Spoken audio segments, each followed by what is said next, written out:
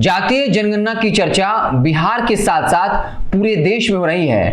राजनीतिक विश्लेषकों का मानना है कि जैसे बीजेपी हिंदुत्व के नाम पर हिंदू वोटों को पोलराइज करती है, वैसे ही जातीय जनगणना के मसले पर ओबीसी को अपने पाले में वो पोलराइज करने की कोशिश करेंगे, क्योंकि बीजेपी मजबूत इसलिए हुई है क्योंकि अब उसमें पिछड़ा अति पिछड़ा दलित जो है वो काफी ज्यादा संख्या में कहें कि बीजेपी को वोट कर रही है। और बाकायदा बीजेपी दावा करते इतिहास में पहली बार ऐसी बीजेपी केंद्र सरकार है जहां पर सबसे ज्यादा पिछड़ा अति पिछड़ा जो है वो केंद्र में मंत्री है।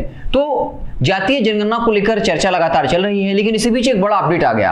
अपडेट ये है कि मामला सुप्रीम कोर्ट पहुंच गया है। नालंदा के एक शख्स हैं जिन्होंने जातीय जनगणना के खिलाफ जो है सुप्रीम कोर्ट में याचिका दायर की। याचिका में क्या मांग की गई? याचिका में कहा गया कि जातीय गणना कराने का अधिकार किसी भी राज्य सरकार के पास नहीं है। संविधान के अनुसार ये जो है केंद्र सरकार के पास ये अधिकार है। और बड़ी बात यह है कि सुप्रीम कोर्ट इस मामले को सुनवाई करने को तैयार हो गई है। 28 अप्रैल को सुप्रीम कोर्ट इस मामले पर सुनवाई करेगी। और जब मामले की सुनवाई के लिए तैयार हो गई है, मतलब क्या जो याचिका में कही गई है बात कि जातीय जनगणना कराने का हक जो है वो राज्य सरकार को नहीं केंद्र सरकार को है, अगर वाकई में संविधान में कुछ ऐसा है और सुप्रीम कोर्ट ने अगर उस बात को स्वीकार कर लिया है, सुनवाई को तैयार हुई है, तो कहीं ना कहीं 50-50 चांस तो है कि उसे भी लगता है कि इस मामले को देखा जाना चाहिए।